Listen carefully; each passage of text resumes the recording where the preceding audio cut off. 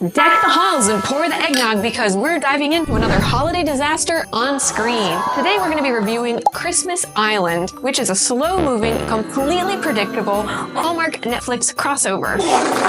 Welcome to Trash Pickins, where we unwrap the most cringe-worthy, over-the-top, downright trashy holiday movies. We love to overanalyze trashy media, and we want to share the fun with you. And remember to download your holiday movie bingo card linked to in our channel description, and stick around to the end to see which of those tropes we select and what we consider the trashiness rating for this movie to be. Let's get pickin'!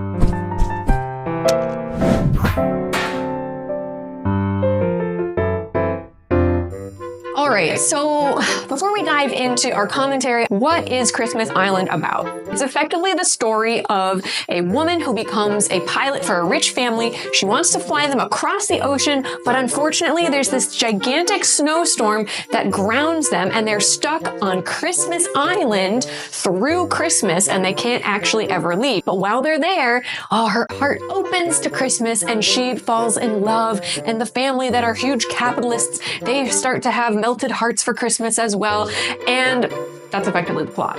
So before we dive into the details, what are your guys' impressions? What did you think about this movie? I liked it. I liked this movie. I got some shame on you. Some bones to pick with it, of course, but we don't have to hate all the movies that come out. Disagree. I think this was kind of what we're looking for when we're talking about holiday trash movies, where it's predictable, everything, the tropes are just nonstop, it's just a barrage of tropes. I mean, it's not a perfect trash movie, but I think it's better than some of the other ones we've seen so far. Yeah, this movie is just like so hard to have an opinion about. That's what it feels like. I feel like I'm constantly like at a loss for words because I'm like, there's nothing to say. It's so bland. It wasn't fun to hate watch, you know? Like, it was so cookie cutter. It followed the tropes too exactly, and it didn't make any waves. It didn't try anything new, and it didn't do anything incredibly offensive. That's, I think, the best way to put it. And this is why I don't like it. I want it to try something new and fail, or I want it to be really offensive and I want to hate it. And it did neither of those things. So saying it was a nice, sweet movie is really accurate. I don't like it. I don't like nice and sweet. I would have to agree with you, Sarah. I felt like it was completely memorable. There were some early plot points, and it's sort of like you could figure out the rest of the movie from there, and then you could like just basically guess and you would be correct as to what would happen. And I feel like because of that, there's like no motivation to keep watching, and you're just kind of like, I'm done. I know this story. It's like they really phoned it in. I was going to say it was very low budget, and we're used to what Netflix is churning out right now, where it's got all these famous actors and then some level of special effects.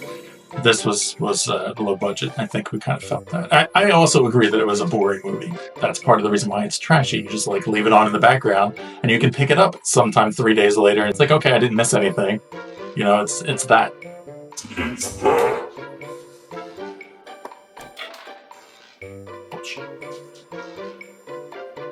I feel like this helped us to like determine what is a trashy movie. Like, what makes for a good trashy movie? Is it just the tropes? Does it have to be over the top? Does it have to be so bad that it's memorable? Like, I feel like this will help us sort of sort out our own definition of trashy. Yeah. It's funny. I thought a lot about that with this movie because it's definitely trashy, but it's not like how we use the phrase trashy. I mean, I think all Christmas movies are trashy, but I think we do specifically look for movies to hate watch, which is like its own form of engagement and being a fan, right? But this was just like, I don't know, like I said, it felt like it didn't deserve any of my time, whether it be a good or bad, you know?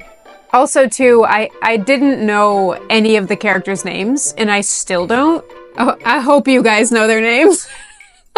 Oliver and Kate Gabriel. Those are the only ones I remember. And Callie, that's the young daughter of the rich family. Okay. Wow.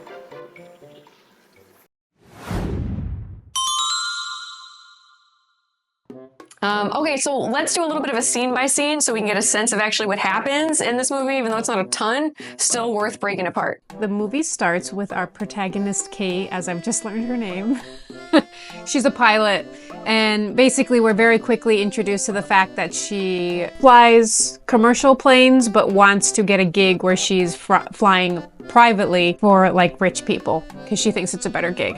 So the movie starts and she's on an interview immediately trying to get one of these jobs, and the interviewer basically says, I have this really rich family that needs someone very quickly to fly them around the world because they're super rich. I don't know what they do. Like I told you, I didn't really pay attention, so I don't know anything. Bruh.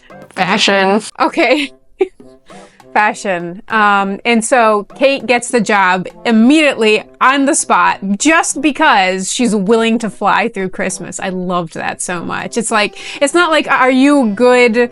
Like, what are your credentials? Are you safe? It's like, oh, you're willing to fly on Christmas because you don't care about Christmas? That's it. You're soulless. You get the job. What I really need to know is how available are you? I'm very, very available. Do you hate holidays? Oh, yes.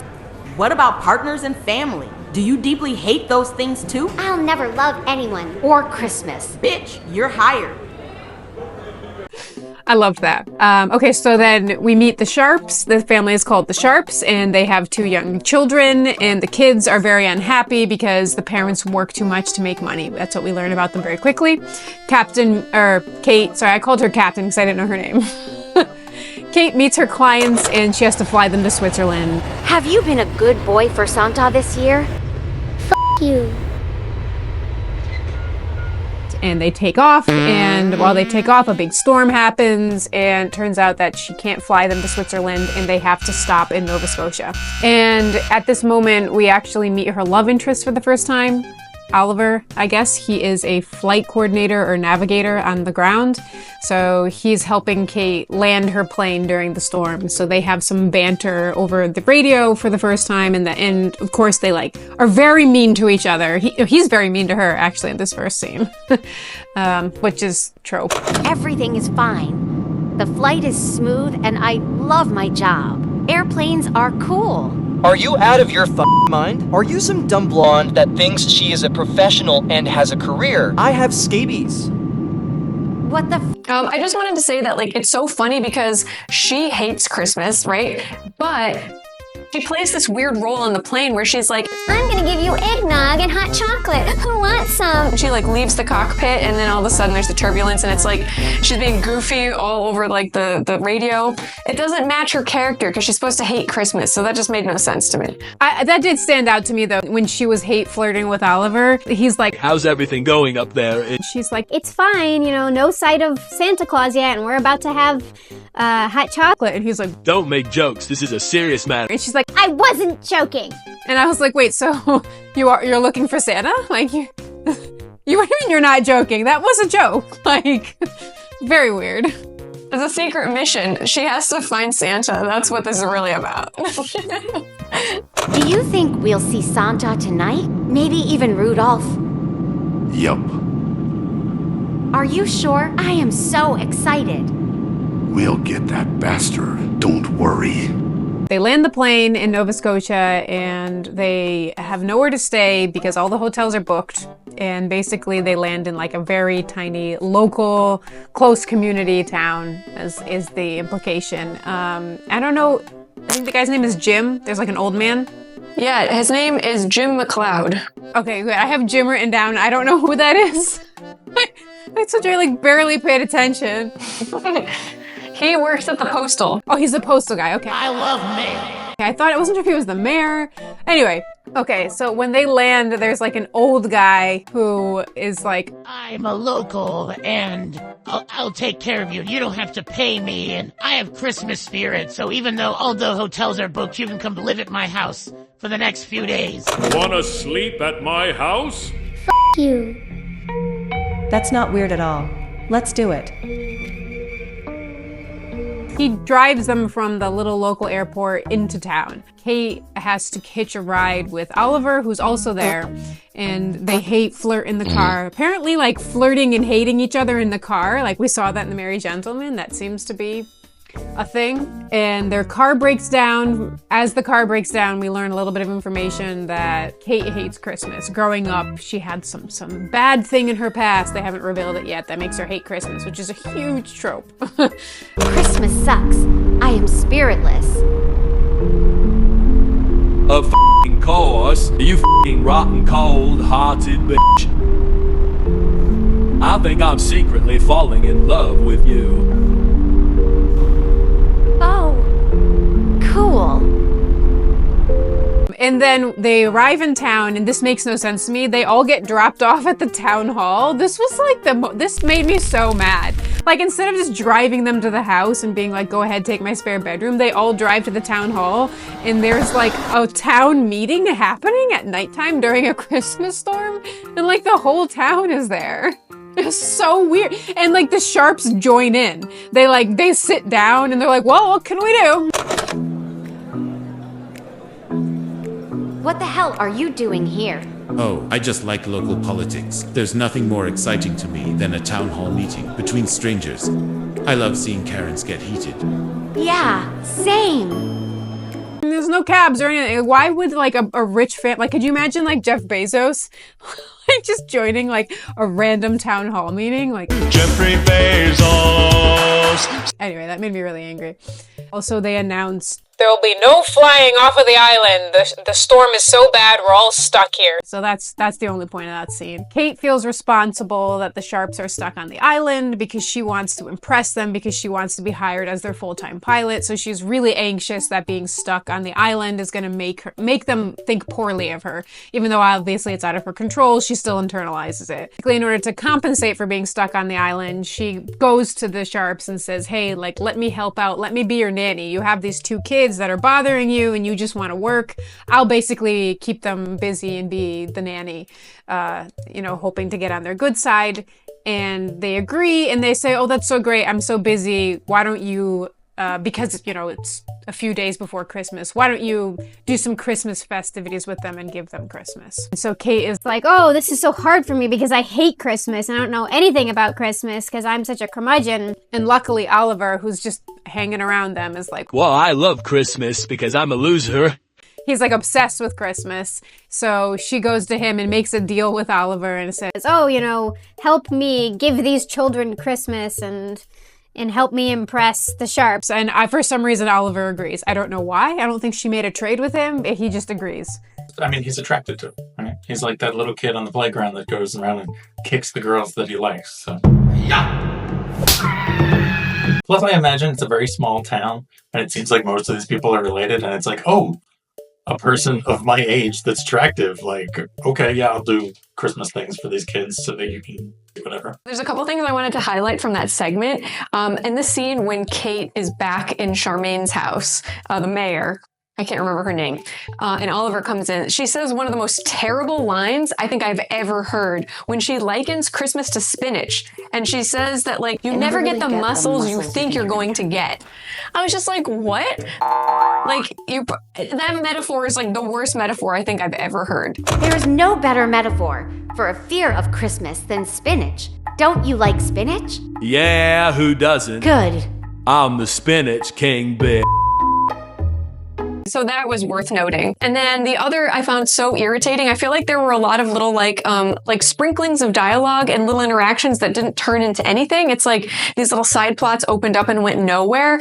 And one of them was like when they broke down, and it was sort of like, well, why is it such a big deal that he wants nobody to touch his car, but like she fixes it, and that sort of comes up like again but it goes nowhere. It's just like a very odd thing. It doesn't necessarily help them to get closer. It's just sort of awkward. So anyway, those were just the 2 things that sort of jumped out to me from what you were going through, Sarah. I think it's kind of like a sloppy way to show that he's masculine and he's bonded with his truck and nobody can touch his sweet truck, while also showing that he opened up to her at least a little bit and that you could touch my truck and you fixed it. I guess you kind of know what you're doing. Don't touch my truck, woman.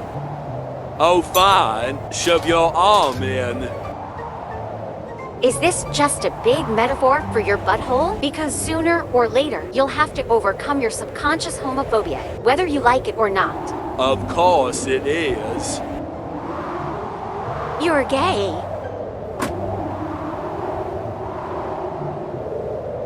So it's kind of like this begrudging admiration that he develops because of that.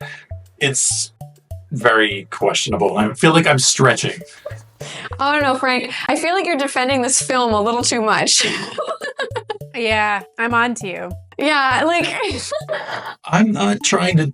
I'm just pointing things out from the guy perspective here. Not that I even have a truck, but I know guys who have trucks, and I know that that's what it's like. And don't touch my truck. Nobody touches my truck. So it is a thing.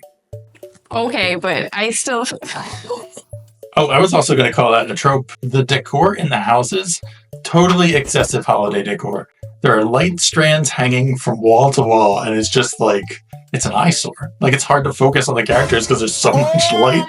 So I think some of the budget would have been better allocated from the Christmas decor to just a shot of a stormy ocean. Just something. Just give me something, please. So after Kate goes to Oliver and says, please help me give these children Christmas so I can impress the Sharp family and then get the new job, Oliver says, okay. And then he basically comes up with... I don't know if he was going to do these things anyway, but he has a bunch of events, a bunch of Christmas events that are happening in the town that he takes Kate and the children to.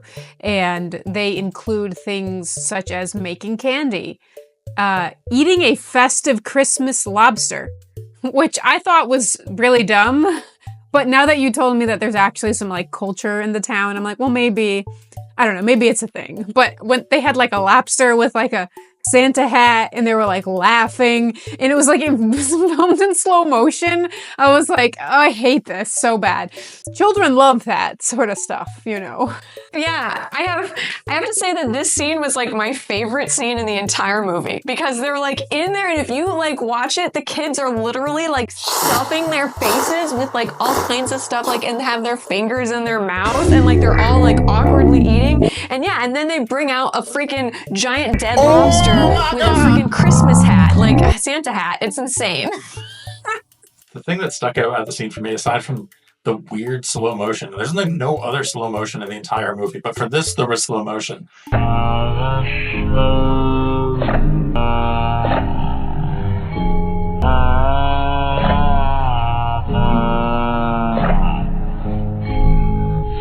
It seemed like the characters were actually eating, like the actors were actually eating, and I feel like we don't often get to see that. It's like suggested that they've been eating, but you actually see them eating, and it's in slow motion. It was weird. It was a strange call. No spit bucket. They just made them all eat. It's lobster. You're not spitting lobster. Not in the budget. Which is strange that that's like an event. You'd think these kids are rich. They're probably like eating lobster all the time. It would have been much better if they're like, I'm sick of lobster and they just wanted to eat like Slim Jims and like Pringles or something, you know? Something crappy, but whatever. Apparently it's very festive. Chicken nuggies.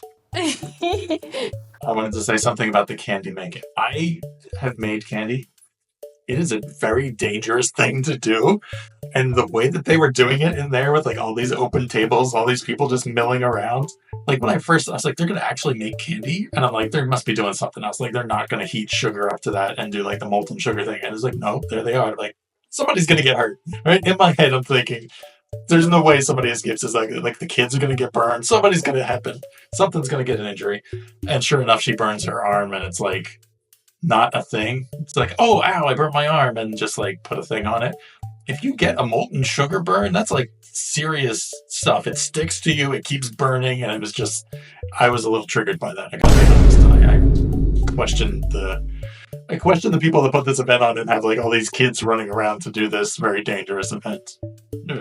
Yeah, I would have preferred if she had such a like a 3rd-degree burn that she could no longer fly the airplane. And instead, they're like, sorry, Kate, I guess you have to just give up your career and move to Christmas Island. But Sarah, if she did injure herself and she couldn't fly, she could be there down on the ground with the planes with Oliver. Or she could be like up in the lighthouse or something, I guess. It served the purpose of one main character injures another without it actually happening, right? Because he still got to take care of her. He still got to dress the wound, which he did a terrible job of. And they cut a corner. So there's another little mini plot that absolutely goes nowhere that I like hate so much, and it's the mayor's son named Shane. So Shane comes in when they're gonna go candy making, and he sees Callie, and he's supposed to be like, oh, maybe he has a little crush on her, but then he's like, Callie? And she's like, yeah, sorry, my parents gave me a weird name, which is like the weirdest dialogue ever. And then that's it. There's like no sort of interest between them. He disappears. It's like, why sort of like play this up and sort of have the two of them play off each other and then it comes to nothing. Anyway, it would just seem like useless. Like, why would you use that time on screen if you're not going to do anything with it, you know? So I know, I was confused by it too. Like, again, like I said, I was only half paying attention because it was so bad. So, but when I saw this character get introduced, I was like, oh, of course. Like, they love pairing off like teenage characters. For some reason, movies love doing that. And I was like, he's the same age as her. She's gonna find love, and she's not gonna want to leave the island. But then, like, he never came back, and I was like, did I just like read into that way too much? I was so confused by it. But I guess I'm glad I didn't miss anything. Hi, I'm Collie. No speak English. Oh, that's weird. We should probably hook up because we're the same age, you know. So sorry. No speak English, ma'am. That's fine. We can still hook up. They did have some dialogue back and forth occasionally through the movie, and it was almost enough to make me wonder if there was a relationship that just didn't make the final cut. Like they had developed it a little more and then cut back a couple of scenes. Or, another theory, something for the sequel. I feel like they're setting us up for a sequel in this movie. Yeah, look at this. He's promoting a sequel. Look at this. This is just... I'm not promoting. I'm suggesting that throughout the movie they drop hints that there might be a sequel if this does well. I feel like they could do it. It's just like there are too many of these threads that like Lisa's talking about where it doesn't get resolved, and there's like these characters meet and don't really do much. Frank, I feel like you want to move to Christmas Island after watching this movie. Yeah, why don't you just move to Christmas Island? Yeah, like what's going on? I feel like sideswiped here. I ripped apart the budget. Overall, I still found the movie to be pretty boring. Like, I don't want to watch it right now, but I'll watch it again next year. It's like, it's a boring, predictable movie. You'll watch it again? I couldn't even watch it a first time. I literally, like, I don't even know what happened in the end. I need a year. I need a year to recover. I've already watched it like 4 times. Still, a lifetime. Maybe if I reincarnate. I'm gonna watch it when the sequel comes out. Of course you are. Of course you are. Okay, wait, so what did you like about it? Like, I seriously want to know, like, why did you like it so much? Like, I'm just curious. Like, what was endearing to you about this movie then? I honestly think that my bar was lowered after the last couple movies that we did, and I feel like this is like, it doesn't lean into all the weird stuff that the other movies did. It sticks to the tropes more or less as we kind of outlined them. And I don't know. It feels like it hits a lot of the markers that we look for when we want to see trashy movies. I do wish it was a little bit more charming in spots, and I do wish there was an actual budget, but maybe they're saving it for the sequel. Time out. Frank, I feel like we need you to like lay into this movie more. You're like loving it so much. I don't know what to make of it. Okay, I don't know. I mean, I kind of feel like we're being betrayed, but that's okay. I feel that way too. I feel betrayed. Wow. This is my final appearance on Trash Pickins.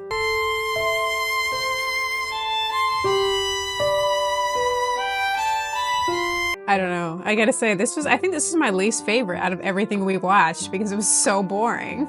I feel like I did such a bad job preparing for this one because I hated it so much. All right, let's continue with the plot. Oliver takes Kate and the kids on a bunch of activities, including candy making, festive lobster eating. They go to a local lighthouse, and they also decorate a Christmas tree. And throughout all of this, I guess this is about like 4 or 5 days, the storm is not lightening up. Kate continues to go to, Oliver, who is the flight coordinator, saying, oh, can I take off? Can I take off? And the Sharps want to go to Switzerland. And he keeps saying, no, you're stuck.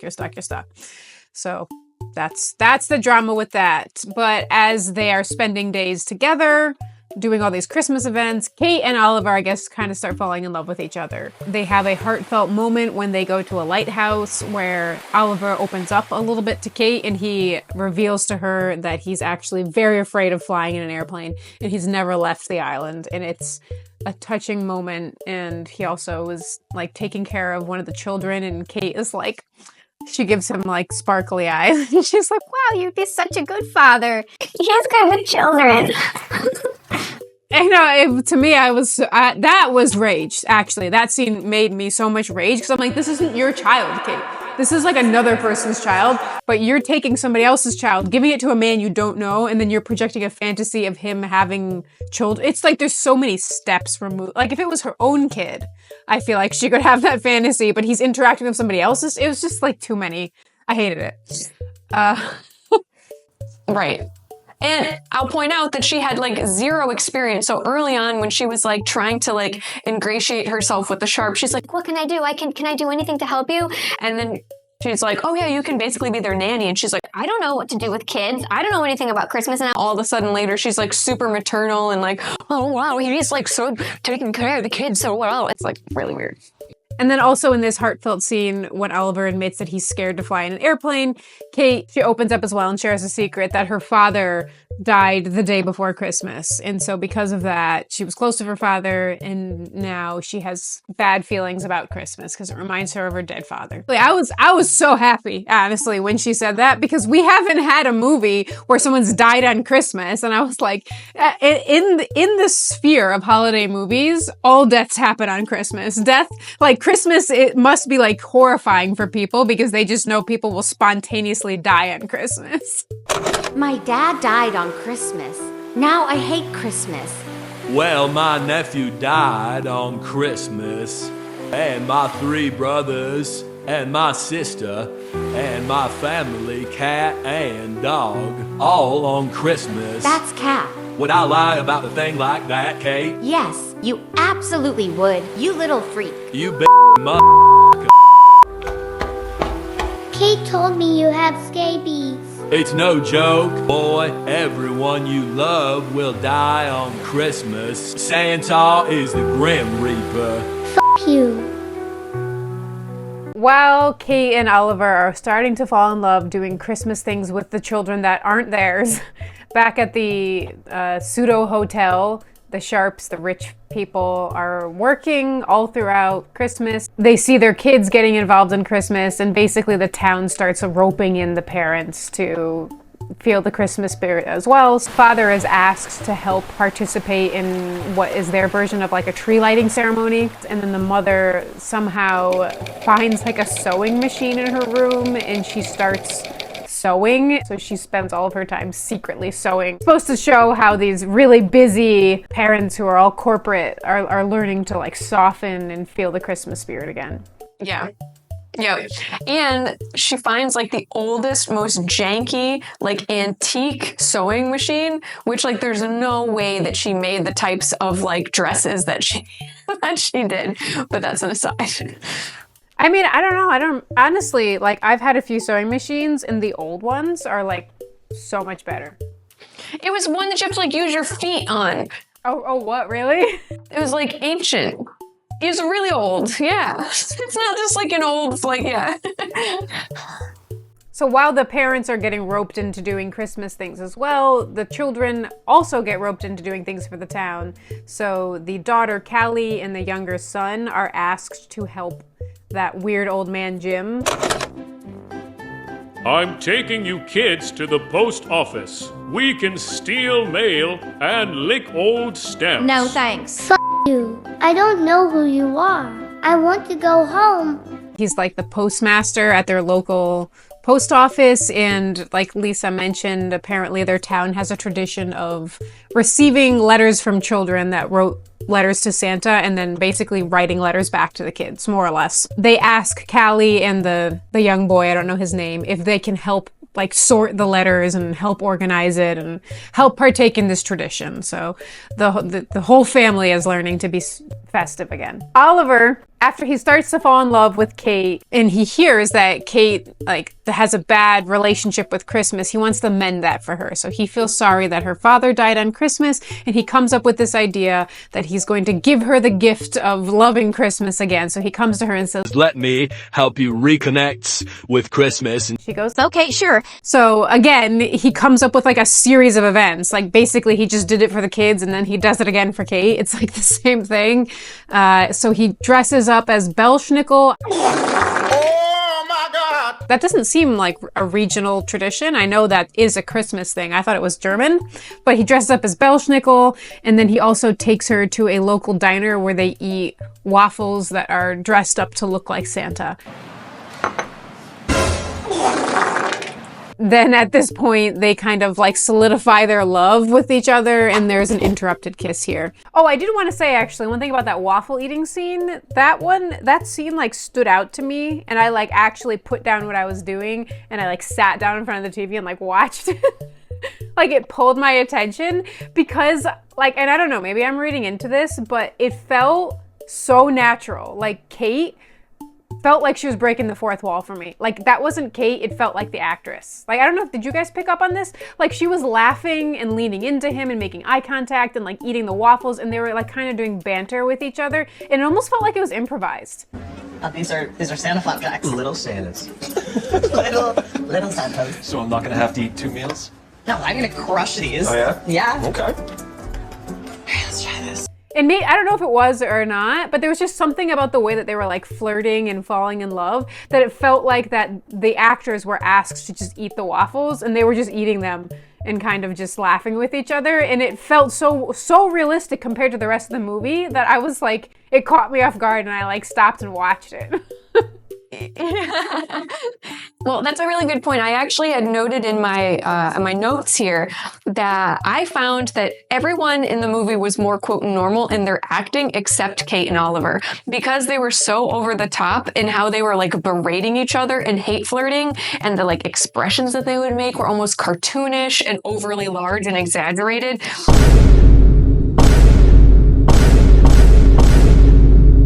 Whereas like, you know, the mayor and the other ones, they're like a little bit more folksy and a little bit more, quote, natural by comparison. So when you get to this type of scene, or the like eating scene when they were playing with the festive lobster, those felt so much more real by comparison. So anyway, it just reminded me that they were just crazy overacting like everywhere else, which was driving me crazy. Okay, yeah, so anyway, what ends up happening is the weird old postmaster man, Jim, I love mail, who has enlisted the two children to help him complete the Santa letter ritual. Turns out that the storm has gotten so bad that they won't be able to ship out the letters and get them to all the children who in time. So it's this idea that, oh, Christmas is going to be ruined for the hundreds of children who wrote letters and won't get a response. So, you know, this old man is like really upset, and basically Callie, the younger girl, and the son, because they're young, hip kids, come up with this idea, oh, we can save Christmas by using social media. You know reading strangers' mail is illegal, right? You can get arrested for this. But I can't help myself. This is up. You really, really need to get a hobby. I know, but since I am old, I only derive meaning from the illusion that I am of service to generations younger than me. That makes no sense, but I guess I'll help you. I don't know, DM their Instagram accounts. Like, I don't really know what they did, but they somehow used social media to send letters digitally to all the children. And so Callie enlists the help of the Sharp family. She gets Kate and Oliver, and they have like a big get together where they're about to kiss. Aren't you married? But it's interrupted, and instead they all pull out their cell phones and they DM children on Roblox and say, Merry Christmas!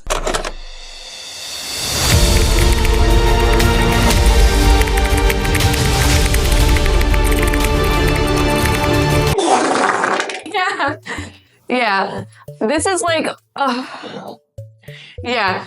Okay, so I have to say this was my other favorite scene because it's just insane. Like the whole conceit. Like that they're going to be somehow looking up the social media accounts of children and then messaging them.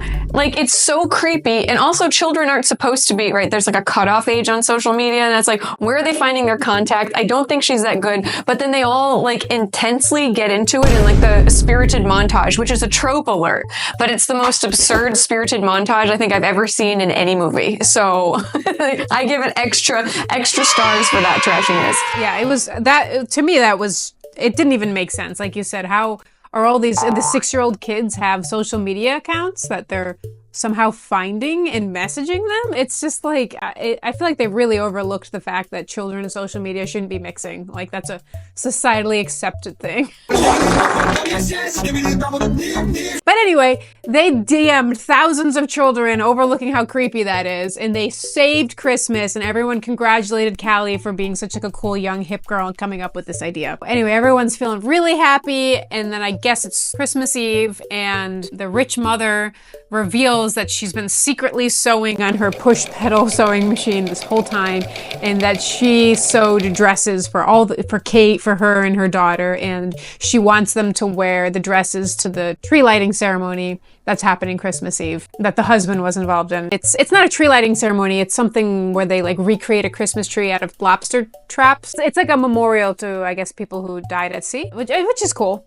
So they have that ceremony on Christmas Eve, and they all wear the dresses. Surprise. What in the forever 21 is this shit? Great question. It's a garbage bag. I have horrible taste. Kate and Oliver admit to each other that they love each other. I love you, Kathy.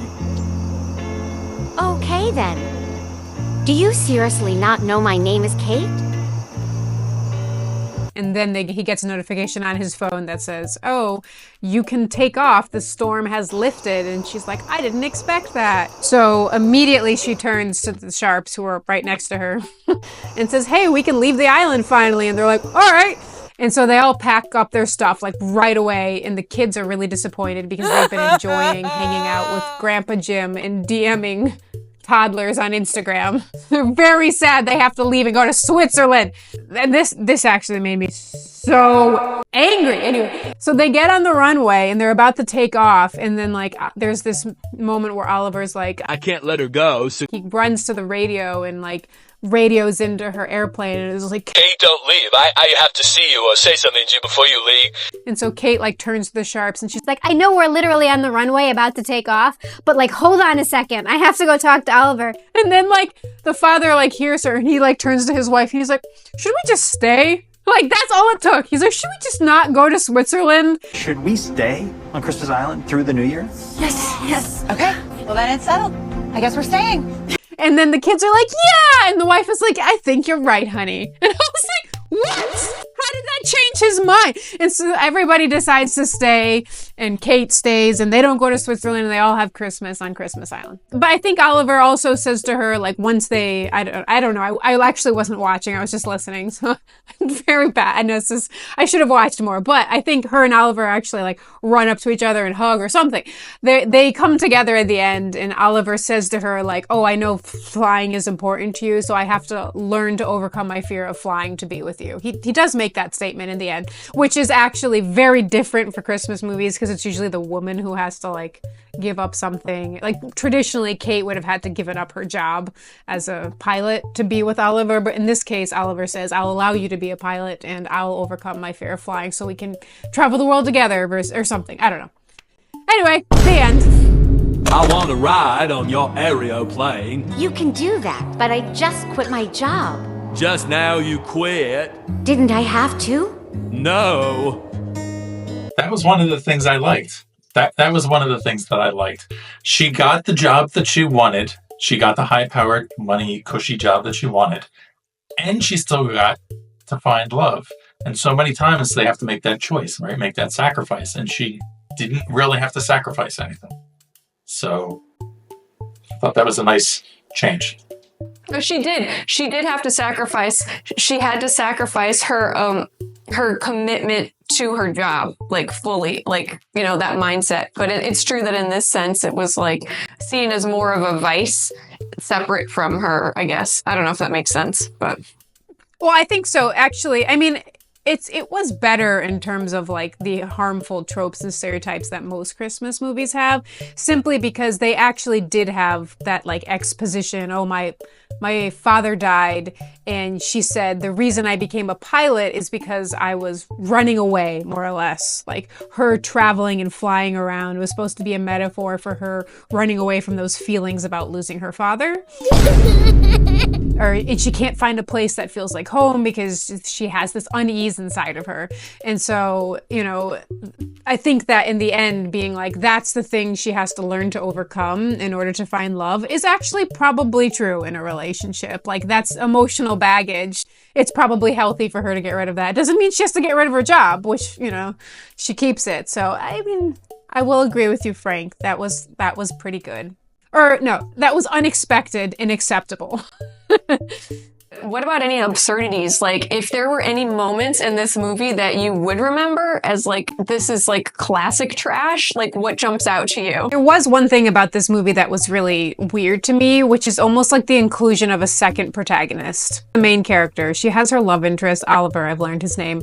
But the Sharp family, I believe their name is, the rich family that she's responsible for, they kind of feel like a character within themselves. Like, I'm just lumping all of them together, not them individually. First, I thought they were going to be the antagonists, you know, the rich family that's capitalist, anti-Christmas, and has no holiday spirit, you know, but for some reason in the end, everybody went through the same arc. Kate hated Christmas, then she loved it at the end. The Sharps hated Christmas, loved it at the end. The kids had no Christmas. Like, everyone had the same exact arc, and I'm like, why do we have 6 characters going through the same arc? Like, I don't know why the Sharps were important. So to me, I mean, I don't know if it's absurd, but it just felt weird and it felt bad. I felt like it was incorrect in terms of writing. I didn't like it. The thing about that bugged me was that Kate felt superfluous in the entire movie. It was like that whole Indiana Jones thing where it's like, if she's not in the movie, nothing changes. The Sharps still end up on the island. They still rediscover their love for Christmas.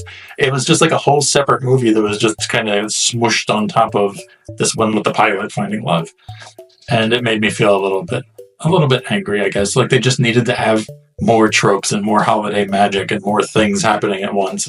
It seemed a little sloppy. Well, if I had to highlight an absurdity, aside from these plot things, which I totally agree with you both on, I would say it's the gigantic snowstorm that like prevents them from flying from like Canada to Europe.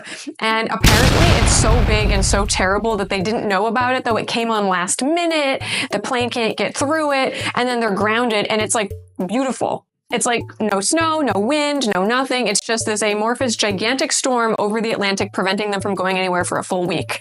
Which, I don't know, maybe with climate change, that's the kind of storms we were going to see or something in the future. But like, it doesn't really make sense. I've never heard of anything like that before. So that to me is one of the most implausible, absurd elements of the plot. They also had like shots too where they were like, had like a drone like spinning around the lighthouses to show like the scenic landscape, and it was like sunny. And there was like CGI'd snow. And I was like, wait, don't show any shots with sun. Like, come on. The movie was filmed in Nova Scotia, but it definitely wasn't filmed in December in Nova Scotia. So there was no budget for snowflakes or CGI storms or anything like that. They're all wearing these really like lightweight, thin, revealing dresses at the end is kind of a little telling that this is not happening in December. Not accurate. Actually, that's a great segue because I wanted to talk a little bit about Christmas Island itself. So at first, when you're watching the movie, you're like, Christmas Island, this seems ridiculous. Like, there's a Christmas Island in the South Pacific. That's the first thing that comes up when you do a search. But then there actually is a Christmas Island in Nova Scotia. Frank and I were doing some research on this. And as it turns out, the story that one of the romantic leads, Oliver, tells about how it was named after a man named Noel, an indigenous man named Noel, apparently that's true. And the Mi'kmaq Nation is a federally recognized tribe in Maine. It's also located in Canada's Atlantic regions of Nova Scotia, New Brunswick, Prince Edward Island, Newfoundland, and the Gaspé region of Quebec. Sorry, I don't mispronounce the right French pronunciation. Anyway, so they did take an element of truth out of like that region and used it to base this whole film on, which is kind of different and new. Usually there's like these places out of time and fantastical locations. So that was kind of interesting. And the other is they really do stamp letters with Christmas Island. And yeah, we can share a picture of an example of one of the postages stamps that they put on kids' letters to Santa. So it's kind of interesting that they use those real elements as like the foundation of the film. In addition to those, the lobster trap memorial, that tree, that's actually a tradition they do too. I mean, all of this redeems it for me then. It's a little bit more about the culture of an actual space. Like, oh, they just did a lot of research on, or I don't know a lot, but they did research on this space, and it felt like the whole film was just like transporting you to a different location where Christmas was. My perspective is it's like sort of like moderate production quality. You know, it was actually shot on location, so that's kind of cool. But they had like a limited number of locations of someone's home. Maybe they were out by the docks, that type of thing. And then they had a few images around the lighthouse. So it kind of had a nice situated feel, but the costuming, it sort of felt like a scant set. There weren't like a ton of people or a lot going on at any given time, so it felt a little light or lean on that end. But what were your impressions? This is like one random point, but I really liked it. I really liked her casting as a pilot. There was just like, and this isn't meant to be like mean towards the actress, but she had like very prominent like round eyes and very angular eyebrows. And like her with the blonde hair, for some reason when she was in the pilot suit, I'm like, yeah, I believe it. Like pilots and stewardesses generally are like so put together and they have like a sense of like pride. And I don't know, maybe that's just me, but like when you see them in the airport, like walking around, that's the feeling you get. And like when she was walking holding her hat, I was like, oh, I believe it. I like really believed that she was like taking on that role. I like the pilot too. The pilot was believable. The only other part that really stuck out to me was the Belschnickel costume. Oh my God! I feel like somebody's got one lying around from another movie or something and they just dusted it off. Because it feels like everything is kind of minimal budget, right? Kind of, you know, this world famous designer is making these dresses that are kind of basic and kind of simple and totally not seasonally appropriate. And then there's this storm that's taking place off screen the entire time, and we can't get even like a stormy B-roll footage of an island, like would have been great. And that was a prominent theme because the storm was a big thing. It's a big part of the movie. And aside from the plane bumping a little bit, we really don't get to see anything relating to it. So that was kind of disappointing. Actually, that's true. That was the first thing that set the whole tone for the movie for me, was like that plane set. I don't know why, but like the shot they had of her when she was driving the plane, like at the beginning of the movie, I felt like they squished her all the way in the corner of the frame. And then it cut between her and her co-pilot, and he was all the way on the other side of the frame. It felt so like cramped and close, and it just made me aware that they're not in a real plane. It like made me feel like the whole movie was gonna be like very facade-ish for some reason. Interesting. So I am afraid of flying. And so I was just going to say that when I saw like those two people together that close, it made me anxious that like they must be in this tiny plane. And I felt claustrophobic and was like, I never want to fly in a tiny private jet because it's terrifying. That was like my thought when I saw that. I was going to add a disclaimer that anybody who is anxious about flying, if they're worried about watching this movie because of, you know, the description on Netflix when you go to read it, it's not that bad. There's some turbulence and then that's it. You never see the storm. There's no real scary moments outside of a few minutes of like, and a turbulence like old Star Trek style where everybody like bounces and leans to one side kind of situation. So it's not that bad. Yeah. It's funny. I said that to Lisa when we were picking our next movie. I actually just skipped right over this one because based on like the little description that Netflix had, I thought it was like a film about like a plane that crashes on like a random island that's full of like magical elves and Santas and snowmen or whatever. And Lisa's like, I watched it and I was like, oh wow, because I know she's afraid of flying. And she's like, it's not that at all. I was very disappointed when I actually watched it.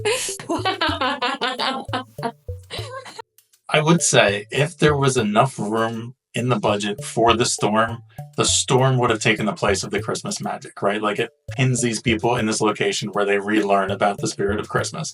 I thought that's what they were going for. Like something was going to happen with the storm that made it supernatural, or the guy was making it up, or, I'm always thinking there's some kind of a conspiracy going on, but it just left us hanging. It was just like, no, it was just this weird, monstrous mega storm that lasted for a week, and that's all. Okay. Sad. We interrupt this program to let you know that Frank done up. His audio didn't record. So even though he spoke a lot, we have none of it. Great job, Frank. You're definitely fired now. You Christmas Island lover. All right, so let's move on to our final overall trash rating.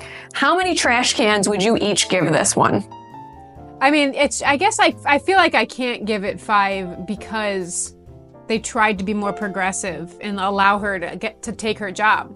A classic movie would have made her quit her job.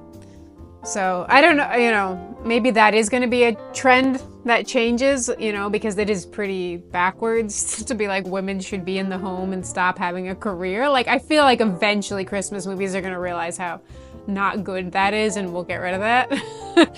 So, but for now, in this day and age, it doesn't meet that. Frank gave his opinion. But oh yeah, he didn't record it. But who would have guessed? The Christmas movie sympathizer gave it a good rating. That's fair. I mean, I think you're right, Frank. If I'm going to step back and be objective, like if we're going to say in terms of like holiday movie tropes and stuff, I think it should get 5 stars. This is like as cookie cutter of a holiday movie that you can get. I think more. I mean, there's a few things they could have done like a little better, but between 4 or 5 stars. But in terms of me liking it because it's trashy, 0 stars. Like it did not satisfy my need for trash. I did not hate watching it, but I shouldn't be judging it based on that. So I'll agree with Frank. I feel like, there is an element of what is it that makes us like these more than others? And we were talking about this in some of the previous reviews, but it's this feeling of a warm community. It feels like it's real. It feels like a fantasy. And there's something a little bit more magical about the 2 characters and their fatedness. And I just think that because of the way they were antagonizing each other, they didn't have great chemistry, save for one random scene or 2. It wasn't satisfying to actually see them come together. And because it was so predictable, it wasn't satisfying. And I think that sort of also plays into why it's we could take it or leave it. So I think simply for that, we have to ding it at least a little bit. I was going to come in at 3 at trash juice. Yeah. Yeah. Okay, so given all of this, is this a movie that you would recommend? Is this a great trashy holiday movie this season? Frank gave his opinion again. And you guessed it. Of course he'd recommend it. Goddamn, he loves this movie so much it's sick. I would recommend this movie as background. I actually had this on my iPad while I was organizing my closet for the first time, and it was great. It was like listening to a podcast. But I don't think it was inherently satisfying as a Christmas movie because it sort of missed a little bit of the main character drama and conflict in a satisfying way with the romance for me. So it didn't really stick. It didn't work as a romance, but it is incredibly predictable. And if you like that kind of predictability, if you're feeling like that's what you need in your life right now, if things are crazy, then sure, go ahead, pull on the blanket, watch. I'm so split about this movie because it's a perfectly fine classic holiday movie in terms of meeting the expectation of a holiday movie. But to me, those types of movies are not worth watching. At all. You either watch movies because they add value to your life or educate you, or that they are so bad that they still educate you. I feel like when I hate watch things, I'm still learning about what I don't like or what I think is harmful or just laugh at it. It still adds value in some sense. And a movie that is just classically done to the expectation does none of those. So I feel like I wouldn't recommend it, but if somebody's looking for just the generic one, then yeah, I would recommend it, you know? So, I don't know. Yeah, I know, a lot of waffling on this one. I don't know. Well, let's move on to our bingo card and decide what the top tropes are. I'm gonna have to give it the spirited montage because, like I said, those two scenes were my absolute favorite and they were just absurd and ridiculous. So for me, I'm gonna have to give it spirited montage. Oh, really? Interesting. I assumed you would give it the storm, right? The storm is on the bingo card, right? Oh my God, you're right. The dangerous snowstorm. That has to be it. Yep. Yep. I chose the dangerous snowstorm because the entire plot was surrounded, it couldn't have existed without the snowstorm. So even though, like Frank said, we didn't see the snowstorm and it was frequently sunny, the entire plot hinged on the snowstorm. So that's what it gets for me. I do like how you forgot though, Lisa, because that goes to show again how shitty this movie is that you didn't even remember. Yes. We all know by now that Frank lost his audio. But to be honest, it doesn't matter. Frank lost his right to vote in our bingo game simply because he liked this movie too much. Thanks for sticking around with us through the video and for picking this trash with us. We look forward to seeing you again, and don't forget to like and subscribe because we are a new channel and we could totally use your support. Enjoy those trashy movies, keep them rolling, and comment below if you have some ones you want to see us review.